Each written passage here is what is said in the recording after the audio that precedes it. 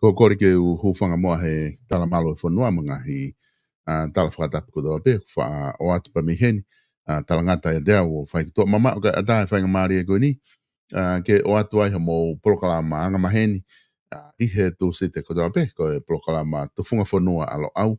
Aia o go heni pe mo PALOFESA to ke ta SIOSIUA LAFITANI, ki whahoko a te tau polokala ma ko i ki he wiki ni, malo e tau ma o e wiki o koe ni, pe malo e ngau e pe mi e pina, o ku fia tai le rei ki mo tolu, ki he tau polokala ma ko i ki he wiki ni. I he taimta tau ko fia ki tai le rei e PALOFESA, pe me i ken pela Australia, ke ma o whainga maari koe ni, ke ma whahoko atuai, e tau polokala ma ko i ki he wiki ni, tufunga fonua alo au ko e tau polokala ko ia talano ako mo politikare pe mo PALOFESA ino ke huakau e toki whahoko atuia i he taimi e toki foki mai ai PALOFESA pe mi tong o hoko atu ai whaifatongia pe te kilawarewa ke ma hoko atu e polokala ko ia i he pongpongin ko whiwhia ke taitale rei koe hoa dani PALOFESA malo e tau mau e ahoni pe malo e ngau e pe me ken pelana PALOFESA fefe hake ai tu e ngawe alo au pe me ken pelana fefe hake family ke hodani.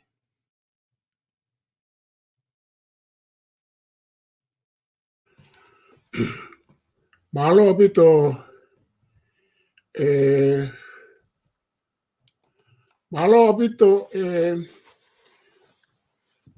poi o vao ko kore ke u fa malo i talamalo e fonua lo tu pe mo ya ko ka ata ke hoko atu ai ta polokalama ta polokalama pe ko fa fika i pe he me ko to pe ko ta wa sia o ko lelei be mo lusane mo family hen o ku malavala be nga i fatongia fa family pe lava lelei pe mo e fai fatongia lo au pe o lelei pe ho mau fonuani o ko lave pe o ku la mari lelei pe ta hene Francesco la tu fu pe ka tu aho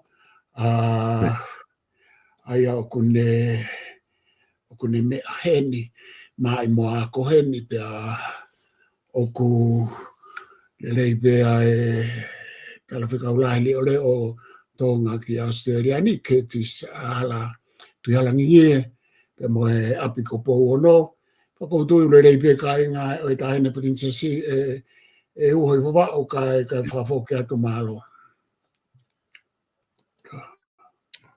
Malo apito PALOFESA pe aku whaafo apito ai wakai atu o ku mahina o ku sai pe ngahi ngawe ko doa pe o ku whahauko pe me he maananga ko alo au he university alo au pe me hena o ku whawhiawhia apito ko e tu whoka nusilani i he dainim o ku mau kei e alelei au pita pe ko tui mahalo ku me yofi pe i Australiana la alelei pe funga whanua pe aku maafana alelei pe kai ke fu hoko hapalo parema e dainim o ke kia fu ongongo lahi PALOFESA i he tu he dainimi mahalo ko e me alahi pe ku mahino mai pe me he tunga o kuia e tau whare area i tonga mahino whakeno ku kei lere pe tau whare area ai ko e laki isi ko na nau talanoa ke whare area na nau talanoa na tolu he ngai whare rei o e lao pe na tari he whare area ai lao ko ni ke whakakau atu i he fo i kup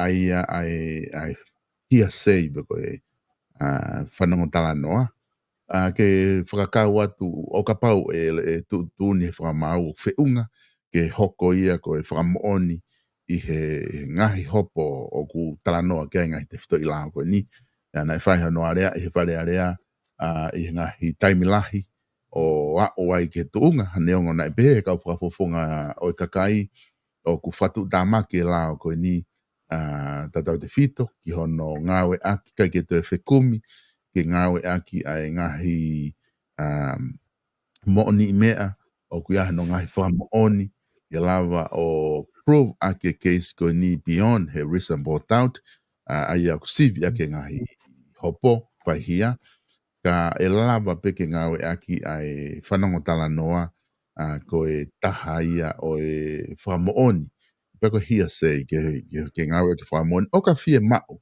ka ko e whamau anga pe ka whamau o ku nau iai mawhai ko ia ke nau whai tutu uni ki ai pena e tari lao ko ni e palofesa ne ongo te ki tau ilo te ke e whamon huafu ke ne a fio ai a ko fou o ke huunga lao ko ni u mau e ngawe ke mi whale area whapasi huurewa ke ne a fio ki ai a pau moko i kia ne a fio e whamoni huawhai pe a hoko le vaia ko e lao o e whatonton lao e whanua pe a kapau e ikai lewa ke lao ke hoko lao.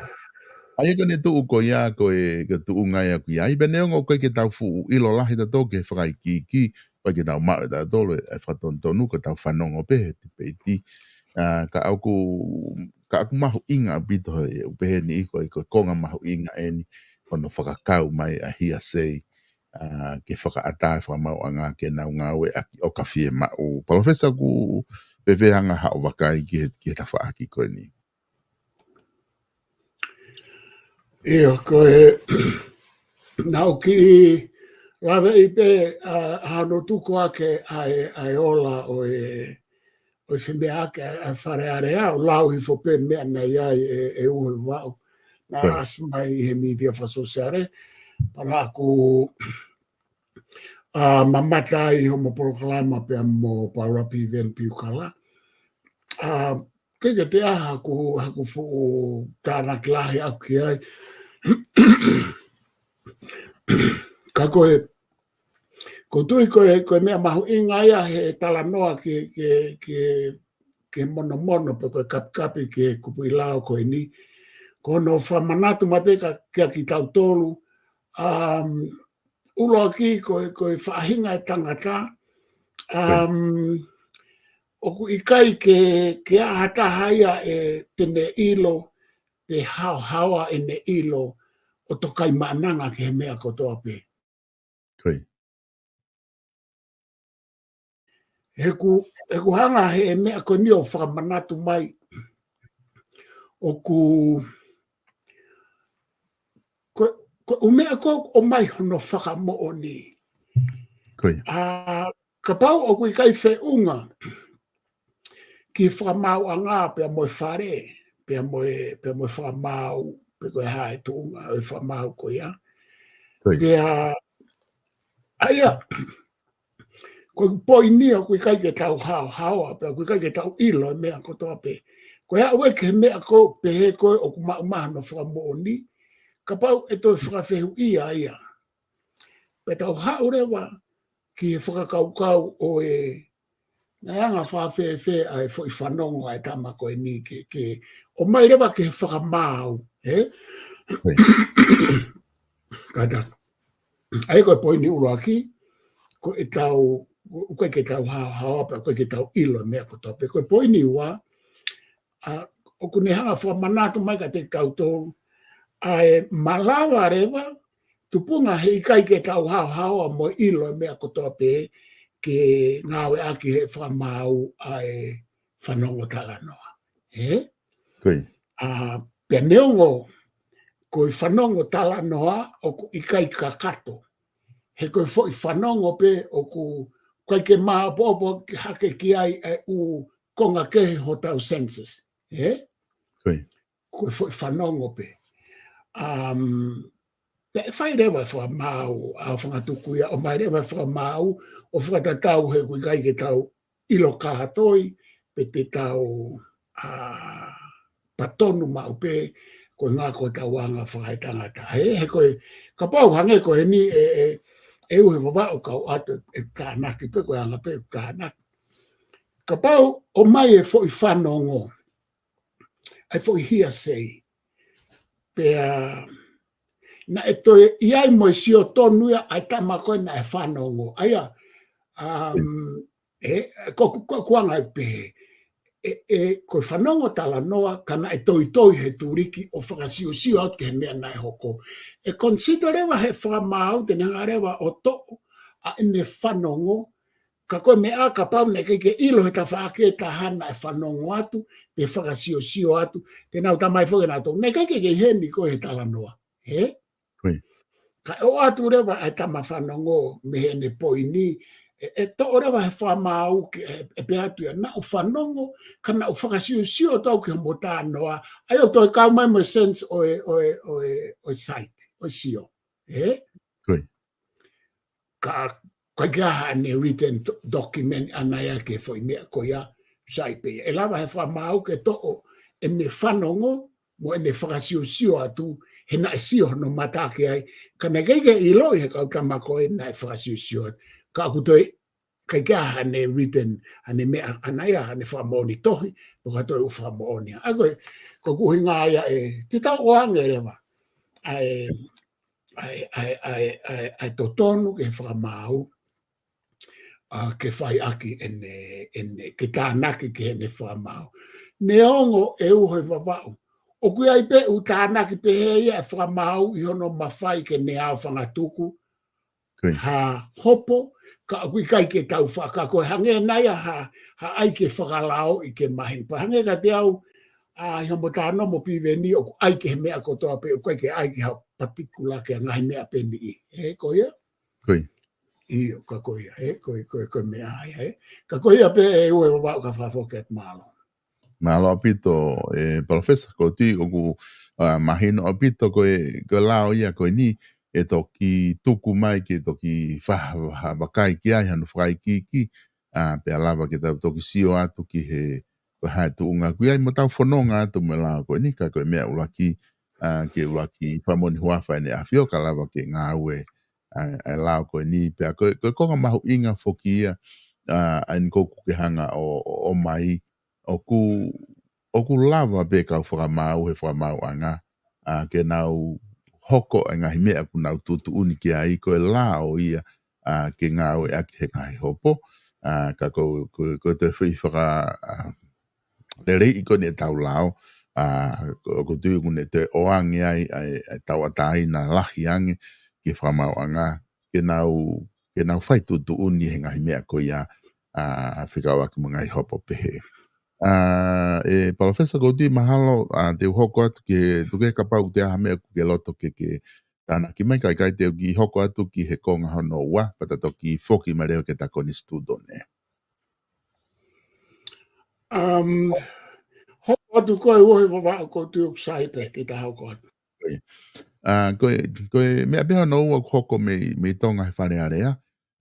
Koe ahoni na e hanga tutu uni ai e he exea whare area. Koe ngā koe lipoti me he komiti na nau wakai i ko ia. Hono launga i he pare mia ai whafonga tonga tapitu. I a kose tau ko si i whare area. Ki he sea koe ngāwe ake rea i kai ke whaapa. Pea ko toki mawe ne ngawe komiti Februari whai ai hono tutuuni mai he komiti pe koe fotu mai he komiti ngahi mea ko ia katari ripoti una oange mawhai ke sea ke ne tautea ai whafonga o tonga tapitu o te laka ke aho tawha pena iko ngahi debate ngahi tālanga nai whahoko i whare area o au ke no whao singa pea whai tutuuni sea aia o ku tautea i whapofonga ko ia wharearea tonga ta fitu i he aho fitu. Aia ku tautea ia kamata he ahoni o lere ai i whi aho fitu aia e toki foki mai whapofonga ki wharearea i aho wawalu ko Februari ni. Aia ko whi aho fitu ko tutunia sea he kai ki te ngofua ke ne tu mai ki wharearea pe ne huke ofisi e whawahenga pea e to'o mo ne wahe i fitu ko ia mga monu ia ko toa pe au ke mea lere whakawahenga me hafua o to'o ko toa ia i he fitu ko ia ke o tene mau ia ko ngā ko no tautea ia i he ne mau e tutu uni koe lao ka koe tutu uni ngā ue e wharearea i he i kai ke whaapa i he tipeiti pea koe utui koe ngongo lahi ia o ku hoko mai me wharearea ai ku tātai taha whoku o koe whukafumu mea who'o e nie ngai wharearea i muri ni ka ku ui ngai tonga ku tātai taha pe o ware pe ku hoko ha mea behena e tūri whoki e whakafonga ko ni e sea komit kakato i he tau ko si ki tua me wharearea pea Piato ki foki mai beki whare area. Ka ko winga ka ko ne hoko koi tonga ta dai taha pe ka kongeu ki fo o ne ki long o fo lo ato ore beku a fai me be palofesa fe o wakai ki tunga fa politikari ko ya ku ya tau whare area a ni manga hi tau dea ko ni fa hoko ko ni.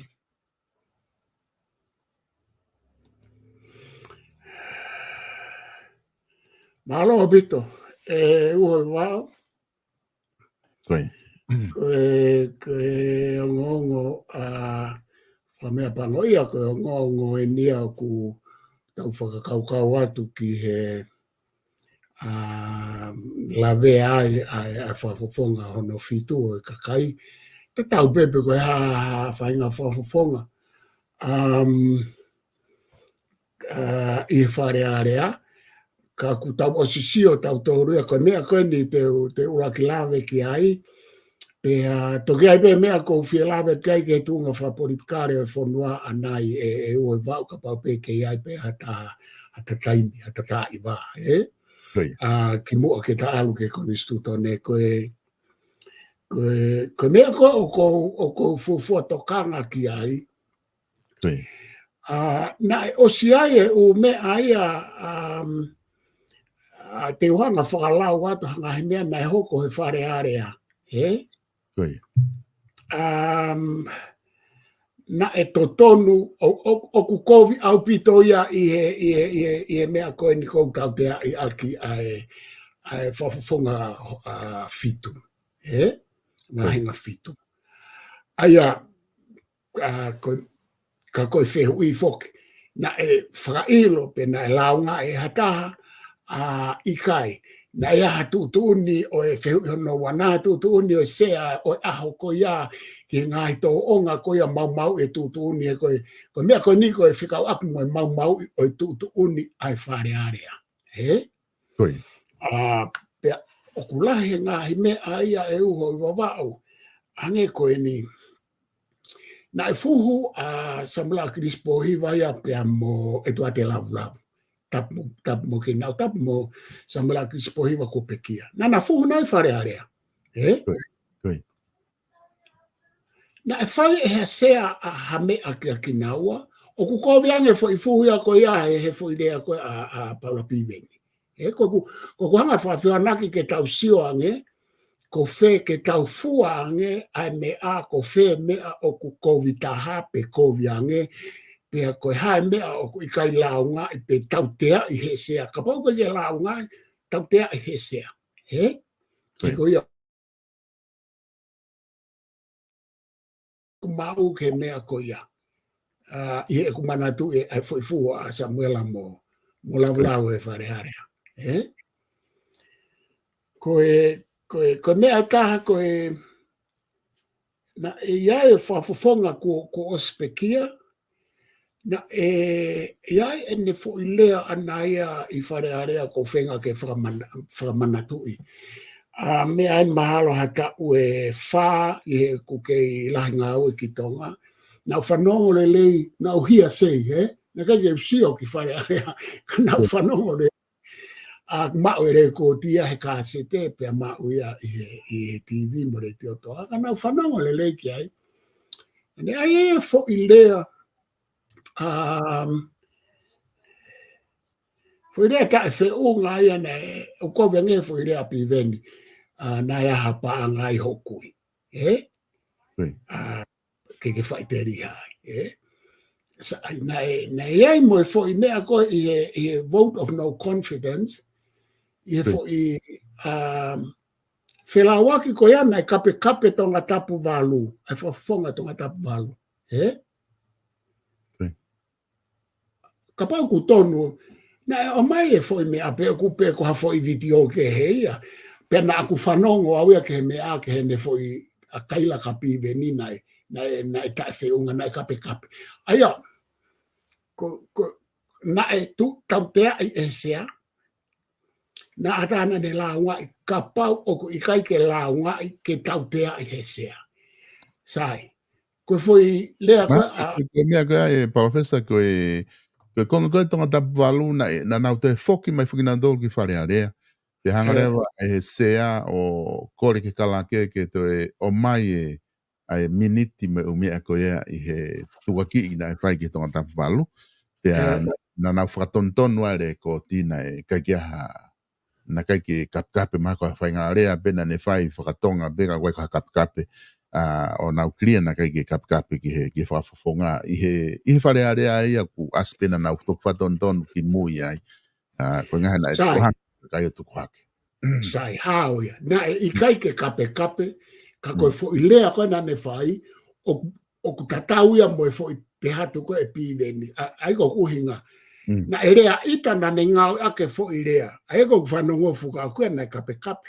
Pe ka pau na e toi o maia o ai koe ke kape koe ke tau mau ki ai. He na o whanongo au ia ki ai me he ni o kuhangeha kape sai. Ka pau na na wā whangatuku o ku I kai kape. Ka ko e ne rea ita na ne hanga o puaki mai e fo I rea tau pehepe o ku ta e whaka apa. He koe poini koe whekau aki mo lea a paula pīveni o ku ta e whaka apa. He? Pea o ku ne mau I ai tu uni e whare area. Te doa pe foi wharata. Na hanga e kau e pureanga e patoa. O na ngau ake foi rea koe sisitamu. Koe tau whakatonga koe ke ai koe sisitemi. Oku koviange fo ilea ko ia he fo ilea api veni. He ko na uhinga e nau ai e sisitamu ko sisitemi oku tamu. He? Ko tamu ko e rea whapabarangi ko hataha oku vare. He? Sio? Na ngā ake nau tōria na e hanga he sea o ai. Ko sea ko e nana e kei sea ai. He? Ka koku uhinga. Ko paurewa ke tau hanga cross-examine mo examine ai fo ilea ko toa pena e whai he wharearea ke tau fua. Ko viange sistamu ia, ko viange fo ilea whafonga ko spekia o ko whenga ke whamanatui. Ko viange fo ilea samela akirispo hiva na ne tau ai wharearea he ku ngā ui tonga ke na e whai kia e hamea e sea koe na I kai. Sai. Ko o atua kuia o kui kai ke u whemau au ko ai ke tifeni pe malu I a paula pīveni. Ko atua ua ke tau hanga fuange ko whe ai lea o ku kape, ko whe ai lea o ku kai kape kai tae whaka apa e uhoi waka. Ko lea koe hapare mia pe he tuko lao ke ta whaaki ka tau. Pani tala mai ia. Kuia e umea e ohange whahafa me olunga ki ai ke me lea aki. Nane ai whare are au nau whelao aki ai. Pea ne toi tala mai ea mea e taha koe tau mea tau tau whai koe ngahi ata pe koe koe mea e real. Mahalo pena ne lau e fwoi whananga koe ne whao e plata koe allegory of the cave. The cave, mahalo pena ne lau he tala noa pe he ke ata koe tau mea whai koe tau sio pe ke ata ke illusion. Ka urea ia koe ake te au. Hange koe ni. O koe kai koe mea maoni ni koe ata pe au. Koe ka mea maoni tau mea kono whai. O whatu tā make angea ke security pia moe malu ai whonua. Pia moe tuko e lao ke ta whaaki ka tau lere tae lao. He fo irea ka api a paropi veni. O ta whakapa loa. Ka o ku whakatu tā make angea I he fo I peatu. Pena ia hapa anga o kui. Seka tau whaku mai ke fo I se tesko ia ke ulawe whaoske ai. I he whingau aku mo poini koe ni. Koe tau rea whakatonga, koe lea koe ha mea ai ho tamai, koe ha mea ai ho kui ke hanga laiki. O koe kai ko harea ia o ku kovi he tau tala noa anga mahe ni. No more conversation I he tau tala noa. He ko ai he tamai, tala mai ange. O koe ke ai he tamai pe ko hataha I api. O ku tau whanongo I api e foi rea. O ku tau te ai hataha ke alonga popula. O tau whanongo I api. O tau whanongo he tau wheohi. No more conversation. O tau whanongo I he whakataha. I he wheohi ai kupu o hakoro. Ka ku tae whakaapa-apa. Ia o ku tae whakaapa-apa. Kaita. O kui kai tae whakaapa-apa ia he tau tala noa ngā mahe ni u tau ngā oe akpe tau tau. Nā me ai ho kui, nā me ai ho ngō mātu a I ke hanga o ai pehei. O kai ke kōwia tau tā noa ngā mahe ni. Ka koe tau hao koe ki he mea ko o ku toe fō molo ange. Pe koe o wau o ku tau toi mahi ki hakai me he tala noa ngā mahe ni. Koe tai mea kou whakawhehu ia I koe fo I rea pe ku kei valid, pe ku kei applicable, pe kei appropriate ke ngā oe aki. Aia koe mea ia kou uhinga ke hai. Koe mea kou uhinga ke hai o mata koe mea ia kou whihia ia paula piveni. E oi mama, koe nehanga o mai o ngā oe aki I he fo I context o whare area. Pea o ku mahino pe ka te au whepake mo tutu ne whare area.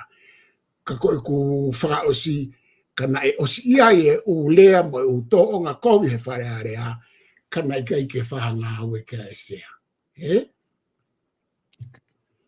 Me ani ko hono whakatahai e komiti o tau te ai wike taha, me ani ko hono ui ngā pe koe lau ngā I he paremia. Aia kai whewhe ai o mea nai hoko ki mua o ku kovia ngea kai ko hakape kape angata whapapa ngea I he fuirea a paula piveni. Nai whai he sea ano whatongia he te tau sian whukpo ko hai heni. Ko hai heni o ku mata o koe ke whai hono whatongia. Ti tau lava o pehe koe sea, malawa me ki tau pehe koe sea he ko kuhinga. Nai hoko o mea kovia ngea tai whapapa ki mua he wharearea. Pakapau e mai ka se te whare are au where a o mea ia koe ke utoe lava e au o whakalau watu. Kai ke ka koe nau tutu uni. Tupunga o kai ko hakape kape. Tupunga o kai ko hafo irea o ku kovi au pito he kau ngā o e ake pehe anga mahe ni. Ne tunu ki ange peha no aho e taha. Ki malolo ki tu. Ko viange foi whakawheki ki api veni ke oa e fuakawa whapapalangi. He koe uhinga he koe ke ihe konistu to nei. Koe whairea koe a ena ia. Koe whairea pe o ku neuesia e tutu uni ai whamau. He kai ke lawa tahaya whakailo api veni ke hopo I whamau a ngako ne rea pe he atu ke pare mea tapu moia. He ko hinga kai kia ha crown whakamolare, ha crown whakalao, ha crown whakalotu, o kui ai pe ngahi tafulu pe he ia I he tohi tapu, o ku kovia nge ia I whoirea koe nā ke nāpa angai. Ko whoirea ko ku kovia koe, ai ko ku kovia nge he nā koe pe hatu alo kai ho kui, uhe hoa. Alo kai ho tamai. A fua e whoirea koe, alo kai ho kui, alo kai ho tamai. Ko fua aki, ko ho ngāwe aki he koe paanga ho kui. Fui se te se ua koe. Ka pana kai behatu ke alo kai ho kui. Ka pana e behatu. Ka paanga ho kui ai ke ngāwe, alo kai ho kui. E tau te ai koe ngā he kutoi ko viange, kai ko kape, koe whakare volo, koe whakakalase ka whapapa lea. O koe e rea ku tae whapapa ngā tahe re volo koe, pa ku tau hiki koe tae whapapa re volo, so koe tau pehe koe. Nai a pa ngā pehe ho kui, o ku sai au pito ia ka te au, ka pae pehe atu. Alo kai ho kui. O ku alu le vai o to hiki ke foi re volo, o ku kovia nge ka ku kei tae whapapa pehe, ka ku kai ko kape. Koe ngō ua ka atua koe au koe ko kape. Whawhau ke atu oi papa. Palofesa o ku mahino o pito ai whadala noa ku ke hanga o mai. O ku tau popo I foki ai taha kotoa pe ke tau mui he tutu uni, tau mui he lao, ke o hinga he koe umea ia ku malu ai tau society, ke tau mui he ngahi tutu uni ku o mai. Ko tau tala noa foki he isiu koe ni, koe ngā o ku na whai ko fuulahi ai unu ai wharearea o whakamamafa I he whakangahi lea pe he pe fihi ia o ke te mau na taha lea ke nau ngā ue aki. E whakailo pe nau tolu ia ai whangi lea pe tō mamafa. Ku tau whawhanongo pe wharearea o ku nau pe he. Mea ko nangi o te ke o mai mea hau pe I tō ma o whai mai ki wharearea ni he. Na no pere na ni pe he e ia. Ia. Peko mai ka kai ko ni ma te ngai filo o kuwaha tanu hala ki te ngai filo. Ka ku tau o ngoi pete tau koe ko harea ia ku kovi. Ko le anga maheni pe ku tau tala noa aki ka kono no time ko ku whotu ua he taimi tipe iti o ku hange ku ongo mamafa ia ka nau tolu ai umea ko ia ka ko mea o ku tau tokanga ki ai he tau sio atu. O ku os mahino pe ia o kei taton ke kapi hatahi whare area. Ka koe ki tonu ke nau mau I hatu tu uni. Ka koe, ka kuai to tonu ke tonu ai lula fua o ku nau whai ki he taimi o ku pehe ai o ku ke tai whaapa apa. A koe, ko inga he o ku maari e whake tau sio atu koe mea koe na ki tala noa kei palofesa. Ko inga koe tau whaapa apa I koe tamai me whae he tau no whatonga. O ku si e tau lea tau tōria ki he tamai pe koe whae. Tau kakare tau tolo ngau ea ke kui ke wā ia o moko puna mo kui. Mea kotoa pe koe behatu koe haa ena. Mai koe haa mea koe kui. Ka koe me I maa ia bo fo I mori he. A kulahi ngau ea ki he tau koe kai tonga ai kui koe o kwhai ngofua nge ia he taimi o tau whai e whanki whakahua pe he. Pea neongo pe koe haa tūkunga o ku iai ai mea koe whare area o ku tau pōpō pe o ngā koe e ako mi hene whakafofonga tonga tap whitu koe ngā tene mui I he tutu uni o kwhai neongo pe koe hai uhinga me motive koe nani whinga ki whamatala I palofesa ka koe tuunga tau sio kei ke whare area ke ua na au ka taimi o ku whiu kumi ao harea ke nau ngawe aki Kunga gorea ko toa pete na ngā ake o kai ke kape I whare area ka ki tō mamafa e launga e nau tō. Ia koe tau whare area whoki muri ni. Koe mea pe o ku whaatokanga mai. Koe mea pe he nau tūtū ni hange ko Australia ni. Koe o e kape. Koe. Pea koe reo mo mea e taha koe o a te ke ohofi whakasino. Koe. He koe keisi koe a palapi veni o koe kai koe kape ka kumalawa ke lawi a seriani koe oho whakasino. Koe attack the body and not the point. Koe ka koe ni. O koe kai tau tea hata haia he oho whakasino hen.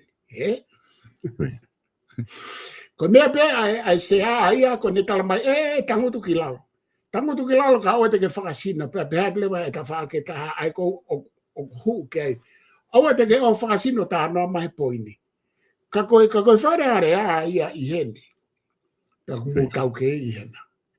O koe kai ke aha ko hana monia na aku pehe. O koe ke hata imia ko pesete hiva noa whare area o koe ke hata imia te nau taha noa nau tōria ha poini o nau. Tala noa pe nau tōria he sino. I he ngahi language kehe anau tō. Ka koe taimi ko o tau alai ke pehe. Pa koe mea ko o pehe ai e whare area heni. Toi ko veanga Britania. Te sio kita he whare area Britania. O ku alu moe manuki moe whakaori I hataha moe ha.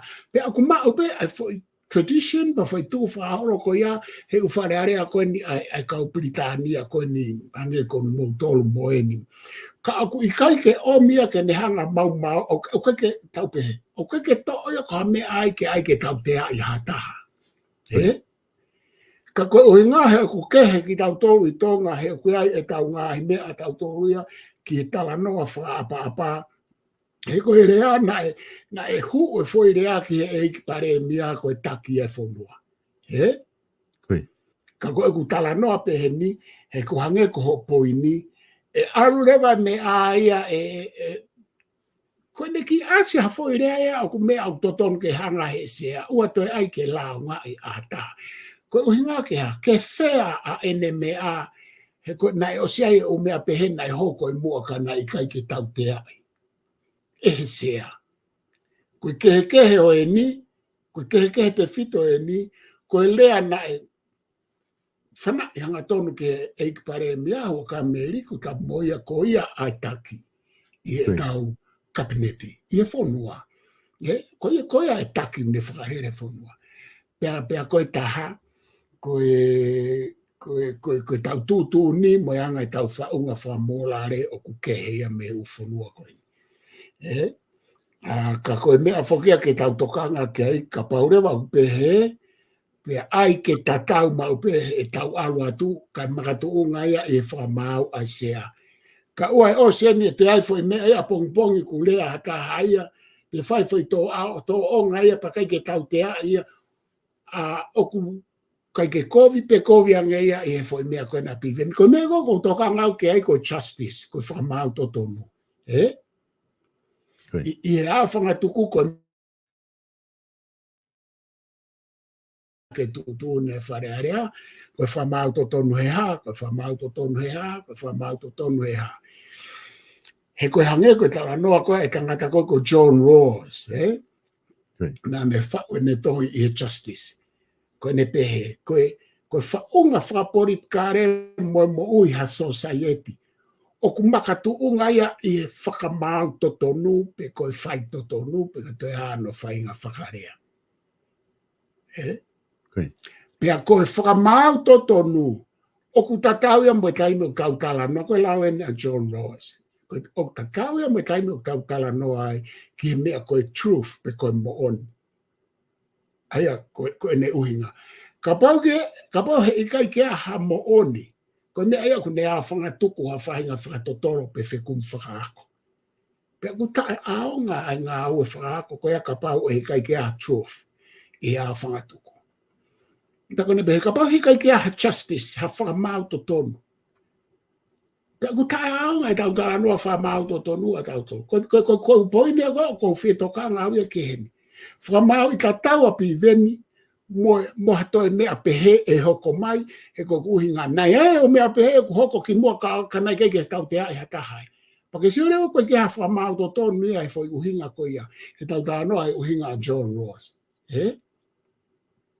Whafoke atu, e ua, koe pia mea ko whielawe no kai ke tunga whaporit kare whaluku fua ka te whafoke atu na kwa mea ke whetara.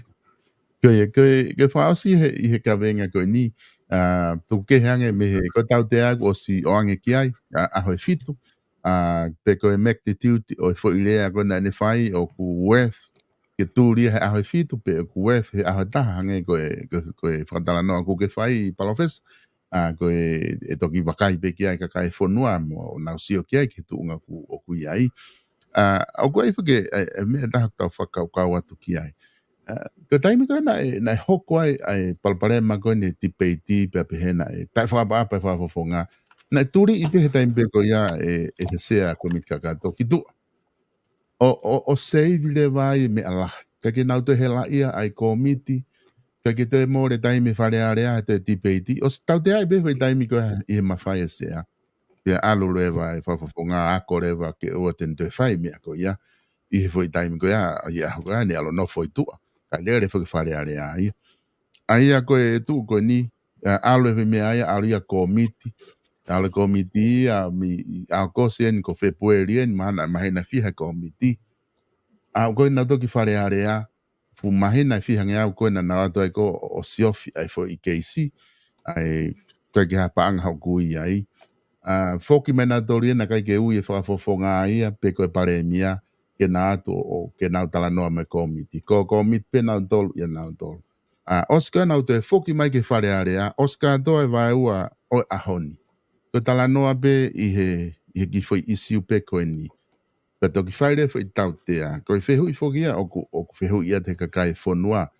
Ko i ngā ue o nau whare area o koe ngai asenita o ke whahoko. O ku weth ai isiu koe ni i he full time lahi o ku nau whakamoreki i whare area.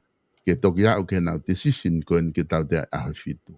Pena e toton beia ke hoko foi mea, pia tau tea i beha sea hono mawhai, pia poha aho fitu, aho taha he kwa i beha no mawhai behe o naia.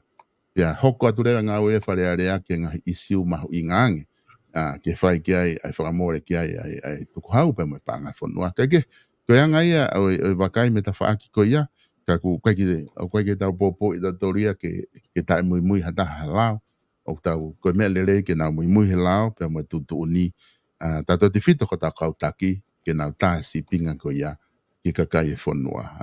Palofesa, ka ku dea hatana ki ai kai te ta hoko atu, ki he konga koe ni tunga whaporit kare. Ia koe katake. Ia ko kuhinga ia. Uhon mawao. Ko kuhinga ia ane nai. Koe. Ko kuhinga ia ane nai ki sea tapu moi a tapu molot a whawhanua. I he ku mahino ki he umea nai o si hoko ki mua ke ne hanga o whaiha ne tutu uni ki he urunganga COVID pe koe lea tae whakapa pe koe ha i whare area. He? Koe. Koe osi koe ia nai do tonu ke whaiha ne tutu uni ka pau na ne whai hono whatongia koe ki to i lapo te a no whainga whakarea. Ka koe tupunga whoki e siuki he. Tupunga he nai ai umea pehe nai hoko ki mua nai kaike ne hanga e a whahane tutu un pe tau te ai. Ko te hatu pe tangotu ki lalo. Tangotu ki lalo. Tangotu ki lalo. Koe haa mea e tangotu ki lalo e solova aki ka pau wau ki atu unga pehe na. Koe whiha i mea aini nai osi pehe pe atuku pehe ai. Malo e nai ko hono laonga e hua kawa meiri ku. Ko inga ke o mai ai ke te pire ke tau sio ka atoa ki ai. Pe oku whamau to tonu e foi tutu ni pe i kai. He koe me aia. Ka pau na e whai pe ai e sea pia ne tautou whai ki he ngāhi lea o kui kai whaka apa. He i kai ke tautou e more paanga, hono to e tuku ene mahina whiha kai tautou whakataha ke ai komiti o nau vahe pe nau tolo no area e ki mea koena. Ai mea koena to tonu ke whai pea e sea. He? He koe se au kai ko hapalangi koe tonga, ne o si mea i tapu mo ia. Ka koe tau ka noa mahino. Koe tu ai ke tau toi tala noa whewhe. Koe mea ini te tau ako mea i pe ako mea sea. Hoko mea, whai ene tūtū ni i ai pe a hao e tau ai siri ni mo whakamore mo mea. Toto anu pe hoka meri koe ke ne lao ngā i ai aku ne ongo i ko ene kui. Pe ko whee kui nai uhinga ki ai koe whoke patikula atu ke a kui e taha. Koe pe hatu pe ko ho kui. Ai koe kui e toko taha ka koe ke ilo poko hai e kui koe ia. Koe. Ka koe mea aia. Ka koe mea aia ku ne hanga ia lao ngā i he ku ia ene totonu ke ne lao ngā i. Ka ku toi more pa anga lahi me taimi lahi ono tautou whakataha e he ko miti ko e napa nau toki omi. Ai whawhofo ngā ia he awe fitu. So to au ia ko ku whamau to tonu a ko fōula he awe fitu ono tau te ai a pala piven. Tau te ai, oangi hano tau te ai, ka koe awe fitu kono whamamahi. Whamamahia o vaia he mea koe nane whai. Koe mea au tala noa ke ai e kau filosefa. Ai e tau tea, he whikau aku mo lao, ai e tau tea ke hoa mo mau nai whai. O te ke mau pehe, to tonu ke tau tea i pehe, kai tau tea i pehe i koe. Nane mau i e tūtu uni e whare area pe o tai whapapa. Ai hono tau tea. Ka ei o whakatatau ki hene fo i rea. he hulahi urea na fai whare na kōwhia ngia fo i rea ko iau te na kei ke whātau te pe whai hatu tūni ke whawhafoke. Malo pito. Professor dagi hoko mua I he whakaukau ko ia. I he tuunga ko he dainimi o wakai atu. Kia tunga whaporikare o ku iai ko e whanua. I he dainim tatau pe tuunga ku iai ai wharearea. Mo e tuunga ko ni ku iai tau ka whafonga mo mea ku whewhe ho wakai ki ai e palofesa he nea o mai ni ko e wafe watolu en. Toi pe tau ka hau. Whai whake tau whiri hoko I he mahalbehe konga o November poko whe o e tau kahau. Nai o ngā te kurea ani nai? Io, nai ongo pe. Nai ongo pe, ok, malo. Ko mea koutou kanga ki ai wha osi he ta konga koe ni ke tuunga wha politikare koe mea pe koe ni na ta noa ke ai proklama ua ko o siku te whiki lawe ki ai. Koe. Koe uloa ki o ko maari ia I e fo I weekend e fia aloe maa ke wike ua ai te kai ke a ha tutu uni mai ai tamatu I ki e tari ai kapneti. Koe.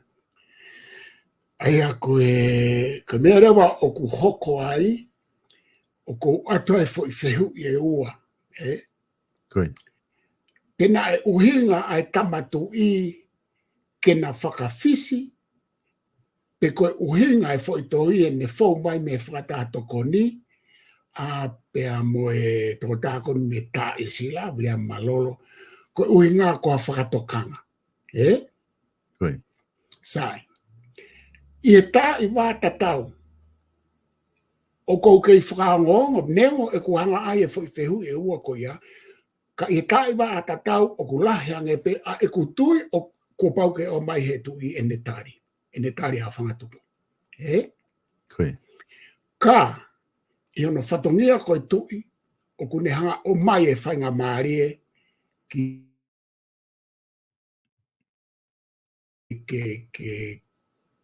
o mai hane whainga maarie ke oa tene o mai ene whaino tutu ni te kai kene o mea whainga maarie ke nau sio kātoa ke maku pusi a mea kone o kokopia ke mao e fwoi mahino ki he lao mo kone stutone. Koe. Ko mea e kaha ko whātoa ngai ki u mea kone o kamata ke hange ko o ku ki homo mai ai fwoi whakauhinga. Homo mai fwoi whakauhinga. Hange ko ngai whakauhinga mea attention ni are mo kabineti. Ko mea ko whātoka ngai o kuai ai fwoi kehe e ua he ni me whakatako ni mo tu I mo e pare mea mo kabineti pea mo attention ni are e uho I waba. He kutu mai whoke attention ni are koe whaifare I o kabineti. Koe. Ka kutu rewa ka utama koe, ai whatato kun sei, koe whai mea koe no ku haa mai ka te au, o ku tu atu ai eikpare mia mo e kabineti mo e attention ni are he u whakaiki o lao. Koe. E whakaiki o lao, whikau aki mo mawhai pure, o tamatu I, pe mo mawhai pure whakalere o whonua, e pare mia me kabineti. Tu umai ai whakatako ni mo tu I he konistutone. Koe. Pea koe fwoi tō ke ia I he ne as māmaari e mai ai u mea ka te au, I tau hau koe me nei fwoi wike ua, ka koe kutoi tānaki koe ki ai o kou pehe. O kua whangatuku ake whonua e lao, pe o kua whangatuku ake whonua e konistutone. Koe. Sai. Koe tari koe ki ai o kua whangatuku ake whonua e konistutone o I kai koe tohi lao. Koe lao ke whakarere ake whonua, koe konistutone ke hulu ake hono pure I mohono whakarere o e whonua. Sai, kautoi ate whoi tānaki koe. Ko hai o ko pure he konistutone au whangatuku.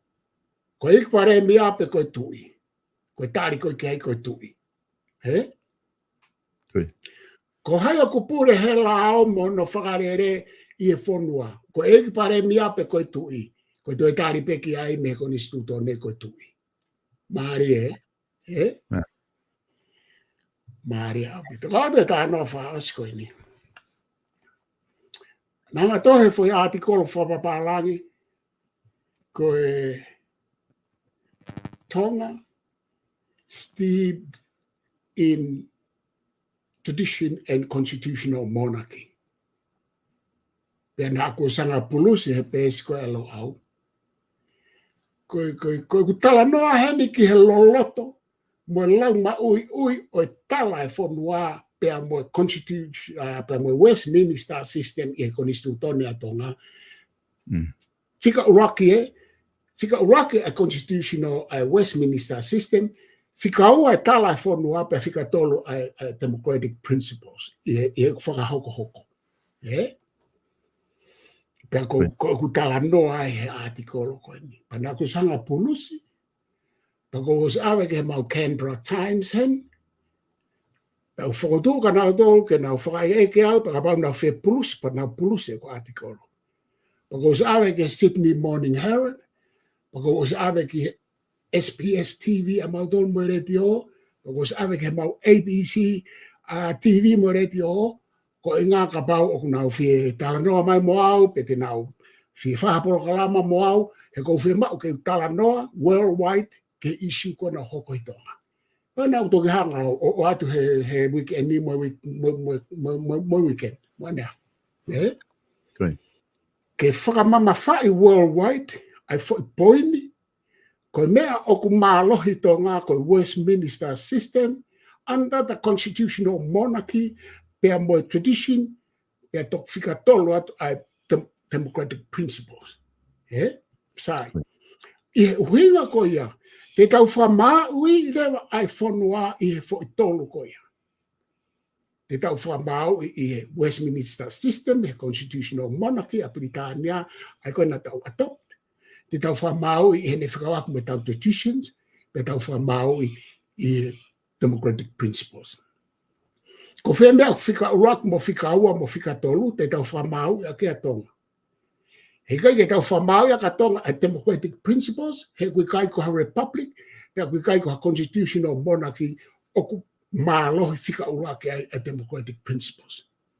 Ka kou whakaamu a Australiani, ka pau tēnā whetutaki mai ai UTV mo re teo koe ni, ka pau tēnā honga pulusi, hange ko Canberra Times, pa mo Sydney Morning Herald, o kou whakaamu ke dialogue, mo hataha pe I heni, mo hatoi wheitu I he issue koe ni, koe uhinga ia ko hanga o tuku atu koe ni kitua.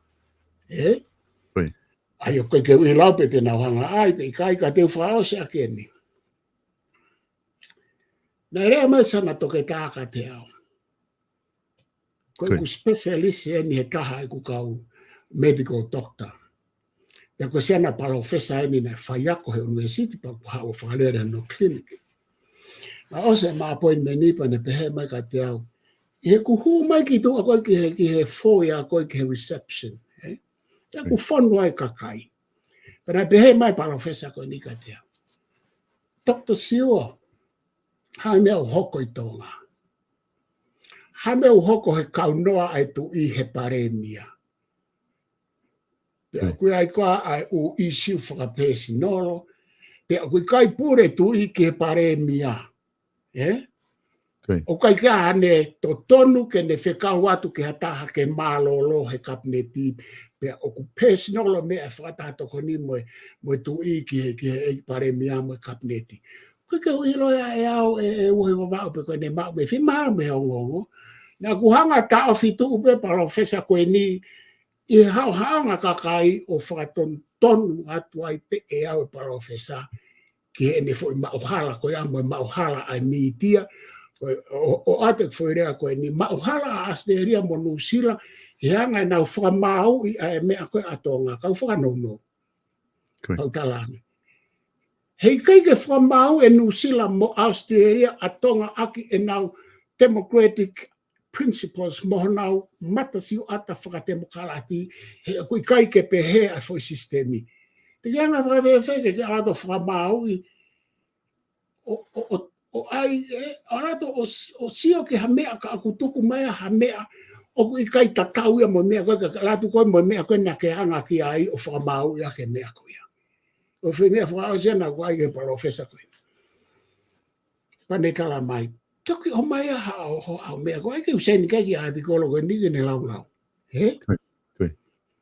e ko sen holo be ke ka artikolo heni ke ka skola mo ka politisi hen ke lau ko nga ka pa na feta no me ka te au te ke kamata te ma ka to ko a pendi e ke te mi ka mo to ko a politician ka te wanga ki sen holo ke lau fe artikolo ka pa na feta no mai ki e ko poi ni ka wa fanga tuku o ka ke tuku ki a wa ka meriko mo kapneti ko me be go ilo una kalanga ta i malmalo ko istutone pe ko ka tu ka ke tu i me fata to ko ni ka ko me ko no foi o ku wa fanga tuku he tu i ko istutone pa ku ne a fanga tuku lao pe o ku talanga ta ai pare mia mo kapneti o fakatata o ki ko istutone he o kui kai ke me au talamai he konistutone hala ha kupu tene talamai ke na hanga fai e foi mea koe oe ahoni ai a koe pe koe whaka tonu ke te au whakatatau ke konistutone ke o mai e tu i mo e whakatahatoko ni e na wā whangatuku he konau tonu whaka konistutone a e nau tuu koe ni whawhoke atu hoi wā Professor Gaudiu ku mahino apito ai whatala noa koe ni ku ke whai. Hange ko ia koe artikolo pe mo ngahi i tālanga koe ni ku ke o se whakahoko. Ngo pena e tō whehu i wharearea i he pureanga. Whare mia maha kui koe pare mia leo leo. O koe whai mea taha ko mana tui hake. Kake, o ku nana una eke kana tolo ai whakaukau. Pako ha unga ku iai ai wā koe no kina tolo pa mo ni awhio. Tani na mai he tokon pare mia. O ku tuwanga pe hanau whainga maari e ke nau ngau e kiai, pako nau lotonga ngau e kiai. Koe ne toki mau pepa e toki o mai rewa e nau tari ki whare area. Aia o ku tau tui pe mo tau amanaki e whae nau ngau e kiai. Ka ku whaafofa apito ai ngahi whakaukau koe ni ku ke o mai koe ngahi ku ta wha talanoa fok pe proklama ni malo e ua tolu a kieni ku ta update ma upe hek mo oni pe ai talanoa ke whai professor koe isiu lahi apito eni isiu e koe ni o ku lahi ange ia e isiu koe ni nanau telea aho ni e whare area o ku mahu inga apito ke tau whapapau i ko whewhei tu o ku tuu ai ho tau kau taki. Koe ngahe kai ke hangeia koe tau koe na Israeli mo Palestine whana e pelo ke tio alu to whepake e apa ngatai pa ki tau te ilo to koe hai mea koko.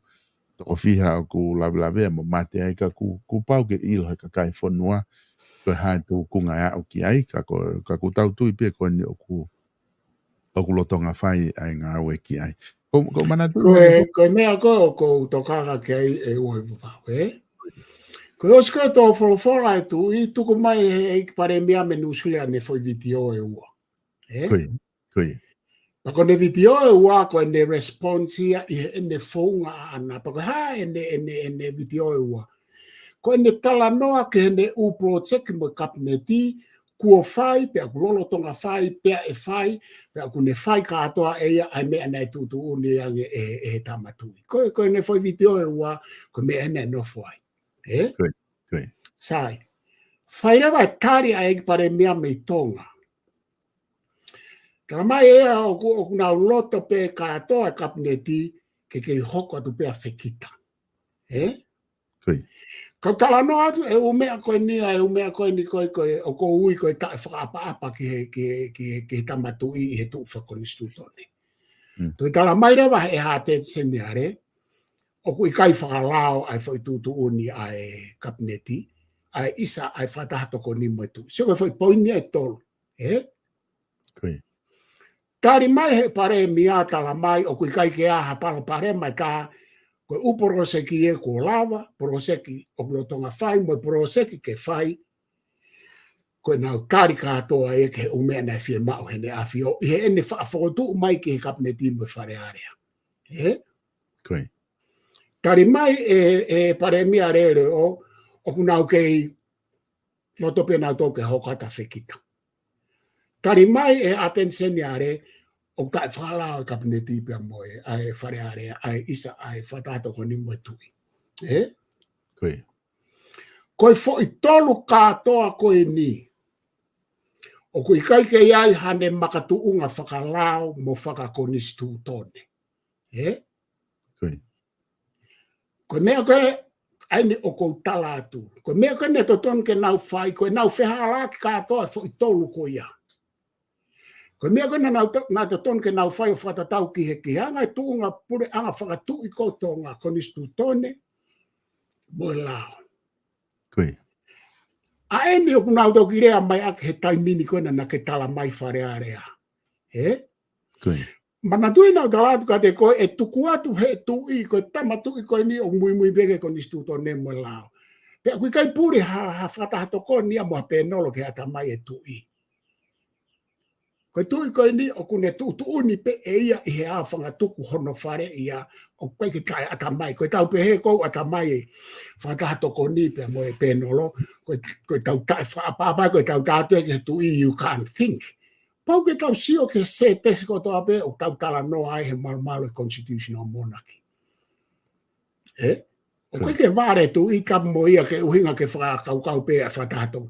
Koe tau pe hatpe, ta take pe whakatahato ko nia mo pe nolo ai tui. Koe tau kalatu e tui you can't think.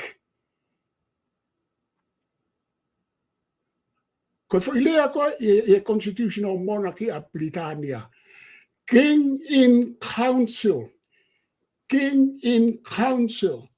O kuhinga e koe tui i he whakatahato koni, pe koe tui i he kabineti mo whakatahato koni, pe koe tui i he whakatahato koni. King in council. Whakatahato koni, koe whare. Premier mo kabineti kutanoan ki Britannia. Koe whare. Those two can be added up and they are under council. Koe whare ie. Koe tui, he kai ke rea pehe koe Britannia, he pure anga koe constitution, he talat ke tui koe ke whakakau. Koe ni kau council o kunau whakakau. E kono puke atua koe au whakahu. O kukau ia i he mau lao, pe a kuofia he tari sone ko talat ke tui you can't think. Hange pe koe mea koe ni koe o kufai koe he taimini tonga.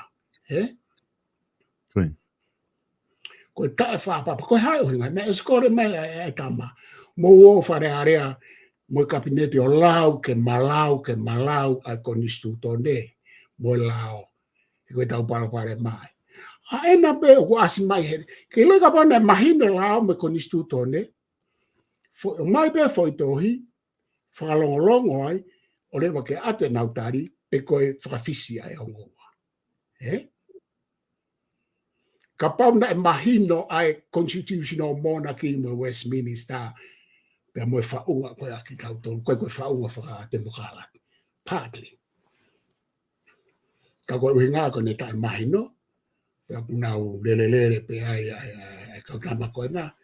Pe neongo pe oku pere ngesi, pa ku sensitive ke ulea. Mahalo na ita e kabineti ia, kai ke te ai o mea whakerekere, e ku tala no atu koe ni. Whakatawange pe ke ute na uesia ko mea whakerekere i tonga ko ngā ue ki ai. Kai tuku ke tala no atu whatongia whako mo i tā noa whaloa. Pe koe awhanga tuku e uhe wau. O ko ngā ue me lo au me heni, tupunga hono o mai e u mea hala ki mamani me i tonga, ehe ngahi waa. O nau ome u mea hala ke mitia mo Australia mo New Zealand mo whewhua. I he taulere koe niko e ngā koe whatahto ko ni mo tui. O ko ngā au atu mo lo au mo PALOFESA no whatua kau ke mauhanga tari e u mea ko ia i he revolo whamaman lahi mo revolo i olunga. A eni koe nau ko stara no atu. Ke whakamahino e poini koe kua whanua republika ki tautou, o koe kua whanua full democracy, koe whanua constitutional monarchy under tradition and Westminster system. Koe poini a koe o kou whi whakalawelawe atu ki ai. Kai whafoke atu e ue wau. Te me a tāka ana alake manatu ang tānoa ka ngalo yau ka pātau manatu I te wanga o hake. Ko tui mahalo Palofesa o ku e hoko atu pe. E tau wakai e tu unga whapolitikare. He tā wakai I koia he polokalama tufunga whanua lo au. Kai orewa ke o ke hatu unga ku o mai me he pure anga pe mo pe koe whakatahatoko ni. O mai ko nau whakalere pe koe hawhenga tu te nau kama apu mo ia. Pe koe hape ai whainga mea o ki ai e nau ngā we. Ko ngā ke toki o ki ai ko a whanga tuku ia. Ka tu atu koe tai nimi hoko atu pe. A hono talanoa I. Na ai whikeu eke atu ane nai ka koe I he tu unga. Koe ka hafu mea lahi ki whika unga mo mea ka kou. O kuai ulakanga o ku hoko I he pure ngā ku hange umaria koe. Ko koe hanga ni koe whanata ke lakanga koe tokon paremia.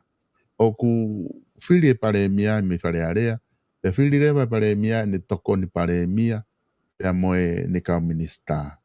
Ko taini me ko whatonga o ku kaike te lahi ngā aue aki ai tokon paremia ia I he taimi o ku mawahe koe o ku oversee ai tui.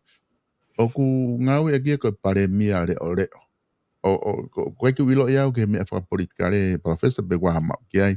O ku aha kehe ai Deputy Prime Minister pea moe paremia reo. Peko whi lakanga kia tatau pe ia I hene tuu ko he whanua hono ngawe aki.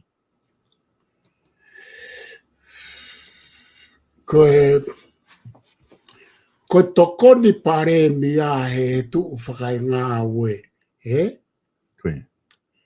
Pea ko tuu koe hange ko tuu koe ai republic. Ko tuu ai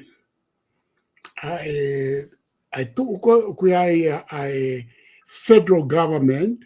Pea koe ai local government. Pea koe ai Palestini. Pea koe ai minister. Isa. Koe Palestini koe paremia. Ko ngāni ko kānoa ke republic. O tau hore ke puranga whātu I hange ko aserin monusila mo kānata. O koe ai ko vana semiare. Pe o koe ai paremia. Sai. O tau hore wa ki tō ngā o koe ai tui. Pea. O koe kai ke ha tui ia koe tui reo pe koe tui tokoni. Whatonga. Ko kānoa pe ke e tā hulu I ange ai whai mea koe ni. Pake tau haurewa ke paremia, ange koe tui pe koe tui. Paka paurewa e mawahe tui, o koe ke ne whiri eia ai tokoni tui, ai deputy king. O ko ne whiri eia ai tui leo. Aia, koe tala noa whamaman lahire, o ku kehe ai tokoni tui, me he tui leo.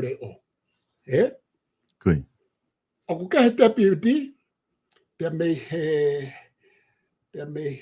koe haka no koe ono whakarea ko nisu to netu I reo o ku ngāle au e tai minka pau ke manatu. Ka kona ke he. Ko tokoni tui, pe ko tokoni paremia, o ku ikai tatau ia mo paremia pe ko tui. Sai. Ko tui reo. O ku kehea mehe tokoni tui pe ko tokoni paremia. O sai tau pehe. Ko keha mea ko tui reo pe. Te wate mea ko ni. Ko taiwi ko mawahe ai ko tui ko mei tō ngā ka ne whiri ai tui reo. Ai ko ta hene princess ko pino revu nai wha tui reo. Ai ko tui whakareo. Tui whakareo. No whakareo, tui whakareo. Ko whakareo whakoni sutone. Sai. Kona ke hen mo tokoni paremia. Koe tu uni koe ai tu I whakare o he taimi o mawahea e tu I, koe tu uni pe ia ai tu I. He? Koe. Koe no toi whakare a taha, koe tu I whakare o koe tu I pe ia he taimi o mawahea tu I me whanua. He koe poini koe ai o ku pehe. Ka pao e hala e tu I muri koe tu I pe, koe poini koe ai ke ua hala, ke ua tae aha tu I e whanua, koe poini ia. He? Koe. Koe. Ka pao rewa e whalau e tu ia pe a hala ia I muri. O ku tau ke I tu I pe tau tolka e rewa ke tau whanofo e tu I hoko. Koe whatonga? Koe. Koe tu I reo reo oe, sai. Tu I pe tu ia koia. Ko paremia. Ko tokoni paremia. Hei kai ke pekia e paremia e muri pe paremia e tamako. Koe whatonga? Koe. Koe. Ka eha.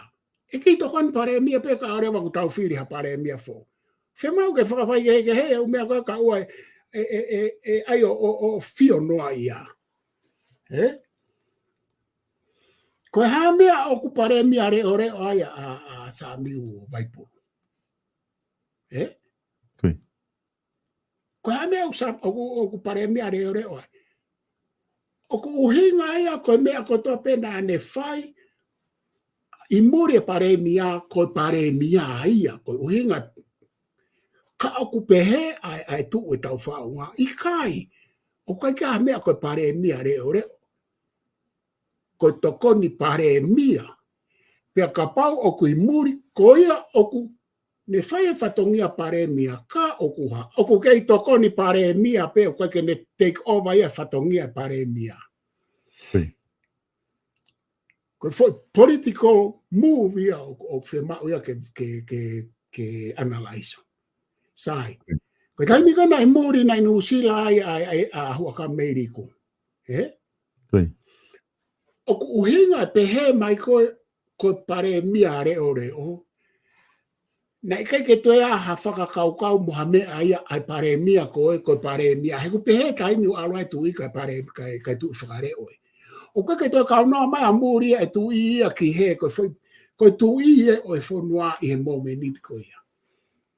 Pe ko hono whakarea he keis ko na koe pare nia ai, ne kai ke toi, hono uhinga ai mea ko ia ke malu I ai pare mia me u mea koe no hoko ke tau alat koe a ki me ni pa pehe mareo. O, na e pare nia re ore o e ia koe ututu ni pe ia ana ne ke kawai pare mia. Koe whatonga, ke hono analyze is a political move. Keha, ke malo e pare mia koe, kai alu me aki he ko ia nai ku pare mia re ore o ke to kon pare mia. Ka ku clarify me ako ia ko ni stuto ne, mo lao, o ke tala mai ha me ape te foki pe ko ke wilo fai ki ka lao ka ko wilo ke ko ni stuto. O ke tala mai he ko ni stuto ne ke ha me ko pare mia re ore. Ko me ka mai ko ni stuto ne o ku ia e to kon pare mia e firi e pare mia. Pe ka alu ia, o kai ke ne take over ea ai position o pare mea pai constitution o kune tangutu o toka ngai ko foi rea ai. O kai ke ne hanga o to o kai he kai he sea pare mea. No, kai ke ha uhinga fa constitution. O kune hanga o toka ngai ko ke a taker ko foi rea fo papalangia. Ka ko ke a taker ko ke a taker ia pe mo tu whakare o he koe hape me ai. Se ne se ai o mea ne tu ni whaka koni stuto ne whakalawa piro re ue e foi tai meta. Koe ke lava he tu ia hau. He kuos na hen over ai tu ia ke tama koe ke ne re o ai i haere tu I ki muri.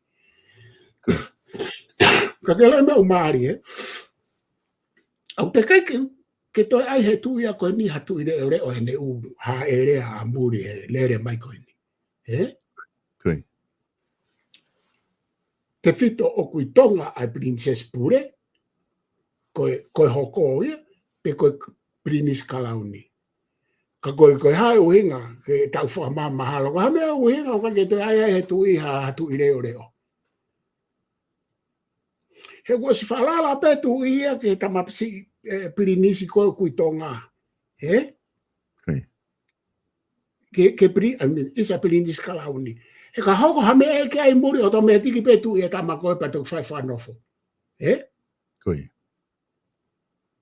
Tuku ke taimi na i he ni ai tama si pilindis kalauni. Ne fa forau ha ere tu i ka nau fatonga tau ko ke toi ai ko ke maa po tu whakare o whamui a Princess Pure ane whē, koe ke umau ke. Tuku ke he peka pana e na ange pētu ia ke tu i whakare o koe ke ui lau ke ai me uwholau mai ki muini. Whafo ke atu uwe wha. Koe ngā kua se ta taimi, Palofesa. Kako isiu ia kumari e, ako nai, lotonga e tala noa ku cross mai wha isiu ko ia, e whakaukau o hinga e kuhanga mention e whakaukau. Ko ngā he kumari e au pita ko hango no tilani ku ui e kau tokoni minister ko heni ko ui e minister be ai mono associate minister. Ai ku kau minister tokoni pe he. Ai o ku kako ku ngā he nau ki whatawanga i he u tukuange mai ko u media kon ko release ai pure anga. O ku taimpe ku morinia e paremia, o tuange mai ia koe o kuia ko paremia leo leo. Pea taimpe koe kui tonga i koe paremia, pa kui lewa koe tokon paremia, TPM alewa he. O whantonga hango ku keke hange ku pegi loi poko whe mea pe ku ngawe lou aki pe ku ngawe aki pe taha. Ia koe maari e ho whatonga e foi poini. He koe ku tari koe ki ai, o kui kai whakakaristu tone foi maa furi holo e ua koia. E foi maa furi holo he hingoa e ua koia. He kui kai tala mai he konistu tone ke pare mia re ore, o ta mai konistu tone ke tokon pare mia. Ta koe mea koe kou tokanga ki ai, he koe, he nofo e kaulo e aia he lao pia nau nofo e konistu tone. O kou nofo pia aia konistu tone he na e whao he kau filosefa. Na ke whao ia he kaulo ea. Tuki ai contribution ka ai kaulo ea. Ka koe, ngai tamai mata konistu tone koe ngā ue ai kau filosefa. Koe liberty, koe property, koe life. Koe fwoi lau ia filosefa koe John Locke aina o ku whao ake u konistu tone. Koe separation of power, koe John Locke Britannia. Koe separation of powers, koe lau ia koe Charles Montesquieu, koe filosefa falanise. Koe talanoa ke he mawhai pure mo ne whikau aku me kakai, koe filosefa Britannia ko Thomas Hobbes, kone student John Locke. Pea mo hai fua, me tānaka te whakaukau kau filosefa kariki, koe uhinga e ko mālohi peke unofu pea uia i he mea ko whakaukau te whito e kau filosefa. Pea kau toki au lege whakaiki ngā au whakalao ai kau loea. Pea koe mea whakahera kai te au ko aike o mai whakawhekiki whakalao mai, ka pau o tala mai he konistu tōne ia he uhinga ai kau filosefa ko mea e. He koe whai mea koe no whao koe konistu tōne a Britannia. Kalu e hao ai konistu tōne a Britannia he ne ngā unu constitutional monarchy. Na te eki ke nau o mai e nau tolo principolo e demokalati ka kato ke ne whakalere o a o mai ke ahoni. Na nau hanga po whakahuhu mai o mea talo me senturi tātolu. Ka ke sio ke e uhe vau. Koko atu ke tau sio ake ki tonga. Talon me senturi taha tolu, taha ua, ai hau ai constitutional monarchy mo Westminster, o kulere pe a Britannia he na Westminster mo na tradition ai ko tano ke he pepa. Ya na tok whahuhua te uere menit wha demokrati, ka o ko te kai ke take over he democratic principles ia ai fonua. Pea ko me tatau pe o ko sio aki koe ki tonga. Ka naina o riukawa lalahe na tole hua pe tolu. Riukawa. Tau tolu foi riukawa pe ta. Foi riukawa pe koe ni. Tika ke toi aha riukawa ia. Pa koe poini a ko whai ai he atamai. Tau omirewa tau tolu tau talanoa whakademokalati. I he foi sistemi koe demokalati ko no konga pe aku whika tolu ia i ano whotutu o lisi e prioritize e au. He? Ka koe position ia koe lo au, koe mea ia mautu ai I tonga, koe mea ia mautu ai murini, hange koe kulawe anai. He? Aia koe ka koe mea ia koe pau ke tau foki mao mai pe ke au whangatuku e konistuto ne. He kai ke tau o tolo o whai talanoa ma whai pūrepa tau whawhekiki ha fo I kupu pe te tau whawhekiki he lao, he kai ke lawa ia o tāri ai pe. Toi tānak mai ma whai pūre ma kehe prerogative power e tui pau rewa hange ko ganoa hui kosi. Kua pau ke tau whakapoto ke mahino le leie prerogative power o e tui.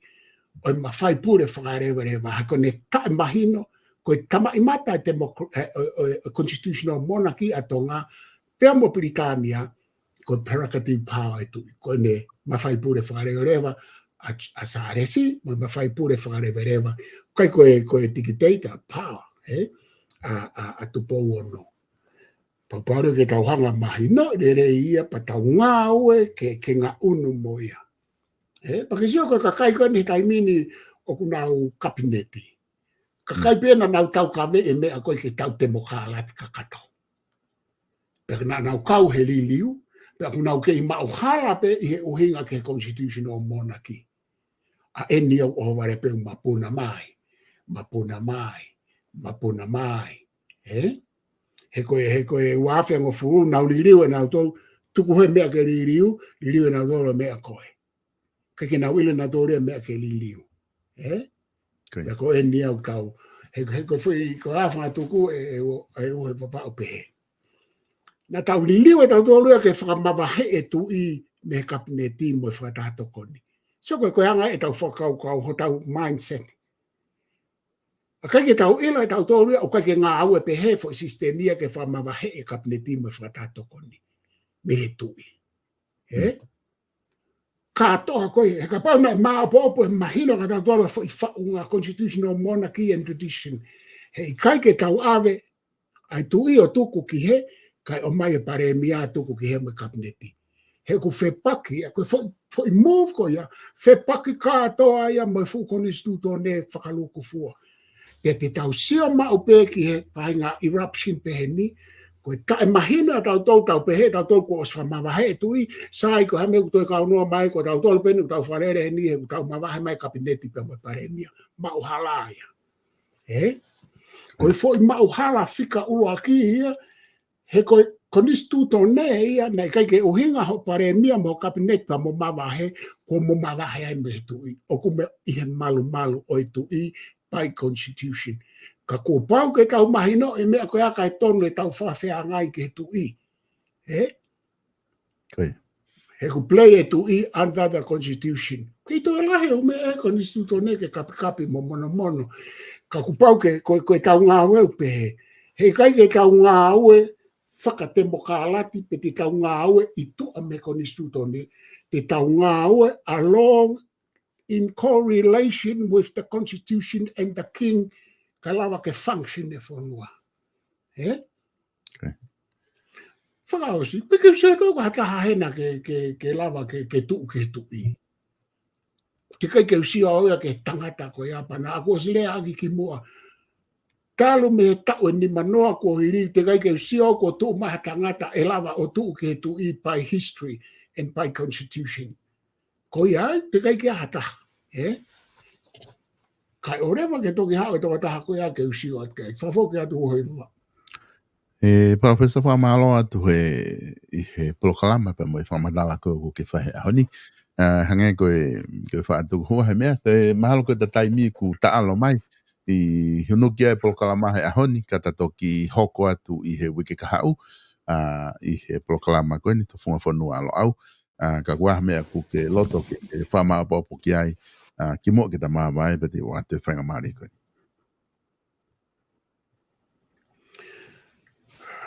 Malo avito e uhe whao. O kou whao sa ke mea koe ni. Ko e tau konistu tone mo e whonua, o ku hala au pito hono tala noa I mai mei tonga o pehe. Na e rea te isi na fuko. Na whakai eke mai Katarina na ak whanongo e. Ko tamai na minister to tuku en minister ne puranga o Lord Severe. Ka kune o mai mau pe henerea ai foi I misi hala ke fonua. Ne whaka e kanongata. Sai, ko I misi hala uaki mau pehe ne tala noa a te sina fuka o pehen. Ko ne tala mai, o kui kai ke to I ai ha whatahato koni. Ko ne whuirea kona ni ngā aki, o whiha ne rea, ko klau ke ne tae mahino pehe ai minister ko ni tutuku ko ni tapumoia. Pena e kau he liliu, na e kau he liliu. Pea koe patoa. Ka kone o mai mape fo irea koe ni. O I kai to ia mea koe whatahato koni, koe ko mit whare I pe etui. Sai. Koe konistu tone o tu ai fo irea koe whatahato koni tu o fiha. Te ne hanga ia whakahalake fo irea koe ia. Pea koe taha. O whaiterea pe etui I he malu konistu tone, pe koe hae hingoa ne komiti. Whare. Ko ne komiti ena koe futohi kona o mai koe tohi a privy council. Koe tau whakatonga ai koe whatato koni. Koe ne fufua mena e tā noa ki ai hano whaikeke. O koe whaketau ilo e tau tolpo o hai e whakatato koni. O me anu pe hene tā noa. Pea o kunau hanga o whakamou lalo ai mo tuku lalo I ai whakatato koni ai tu I aki e nau whakataha e nau tala noa pehe whakatatau ke koni stutone pe koe taha. O ku ie koni stutone ai whakatato koni pe koe ai mea koe o ku existe whakatato koni pe I kai ko ku eke atuia ke minister marolo koe ni. O ku iai ha mea pehe ke tari mai. Kai tuku ho whatala noa pehe mai ke mauhala kakai. Sai, koe whikaua koe ne tala noa. Ko ene whaka ape ko pehe, ko whehanga hangai o mawhai koe nine kai ke tau loto ke pehe, ko ha mea ko pehe ai. Pare mia mo kabineti tu me whatato kon. Ko ku tānaki koe ki ai whaosi. O ku I kai ke ai ha mea I tonga e whehanga hangai pia mo tu I mo kabineti pai constitution.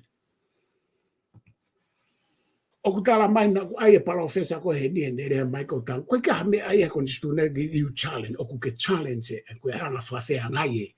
O ku ke whafe atu mea e tu. Ko ka me pe he. Take allow ia e constitution ne. Pe ko whainga rea ko mai me tonga o ku pe vai ua fonua. Ko ta no ai e tama ko ne te sina fuka. Vai ua fonua pe ku sio e ni ke pare mea me kabineti sio ke tu I he whehanga ngai e mea. O ku nau hanga whafe atu mea. Ko whahinga whamatala hala ia e mau hala e kakai. O ku I kai ke aha mea koe whehanga hangai, o kai ke aha mea koe whe atu mea, whafe atu mea e tu I. He o ku I kai alau e he konistuto ne, koe ku poini ia. Koe mea kou hoko e taimini koe ha, koe ku tarike ai koe talangataa ki he tu I. Pea o ku wofi ai talangataa he ene whanonga atu he tarisone. Koe poini whakaosia o e taris. Hao e talangataa hao ke veteke pure anga, pea ku hao me veteke pure anga ki he tarisone. Koe konistuto ne. Ka te whakafoke atu ko whamalo atu o he wawao ai mawhenga maari ko whamalo atu ke tonga ko tua peo mō mea mai, pea te mō mea mai ke polo kalamani mahalo apito. Mahalo apito whafofong, o tui mahalo ko e whama abopo pe ia te tangau e loa ke ta polo kalama, whamalo atu he lava e tufunga fonua lo au he wikeni, ta toki whilongo aki, taimi tatau pe o wiki ka hau o whātu PALOFESA. O whātu, mahalo apito. Mahalo apito. Whamalo atu ke tiki mo tolu e kainga, I he lava le rei ko ia ai tau polokalama ko e ki ahoni, whamalo atu I ho mo mui mai, I he polokalamani ko e wiki ake ni hono tolu, o e kamata ko ia o e tufunga fonua lo au ke tauni, o ku teke peke malava mau a ala o hoko atu, he namangata he kopu ono nima, I he tau konstituto ne I he ma polokalama whamui ki mua ko e ki tāpuni e polokalama he tau ko osi, tisema, pea koe polokalama kene no tolu e maene ki he konstituto ne o tikai peke lava e koe ni siku ova ni e koe taha me konga ke nofo holo pe hanga I siu for politikare ai mea koko I tonga o a o maene ki he tainimi ka ko fifia pe au ia Pe ngā koe malawa ke iai whainga maarie, ke o atu ai viu, ai palofesa, ki he ngahi mea ko hoko. Koe mea ko wha o atu mau pe, i he taimi ko doa pe. Ko fia hano whakahoko ngahi polokalama, ke ulawa o atu ai viu, ai kakai, ako, i he tumutumu koe ni, koe kakai he politikare, moha taha pe, o ke fie kau mai he polokalama, au ke fie polokalama, o ataha pe ke fie tu taki mai, ke whakahoko atu ho viu, koe ngā, ke ngai mea hoko i tō ngai mea whapolitikare, palapare mwa ekonomika, o hoko ai. Ko tonu moi hala, koe mea ia au ke toki whakamau i ho o wakai ki ai, ko tau tālanga pēne tuku, ke toki au ia ho hoko atu, ka koe ngahi makatu unga ena. O e whakatalanoa ko atu e palofesa, mai ngahi poini o kune talanoa ke aipa ko atu mune ngahi makatu unga, whakaako ke pōpou ki ngahi talanoa ko ia kune whai. Ko ia ai, ko whamalo lahi ke tau kau sponsor, malo abito hono ke sponsor ngai polokalama ko ni okulere ko inga ku mo palde mo fatonga o ku ko magnitude ungawe ko fai I tauni o ku lahi abito ngai me ngawe makehe o ku loto ke fakakato data de fito he polokalama I apiako ko ngawe lahi ko fa hoko I tauni ko no hinga ia ku o ku ikai ke u fu lere full force at u polokalama ke lere ha ke ngai polokalama pe no sponsor mai ngai polokalama o ku malava ke whakahoko atu ko ia pe o ku lava o whakahoko atu I tauni ke tau whanonga moia pe ka ko whamalo lahi ke tau kau sponsor I he tokoni ko mo whai tatau de fito ki he South Pacific Loans tataha finance I loa ko ia o kuna tokoni I ho tau kainga tonga moi kainga Pasifiki I Nusilani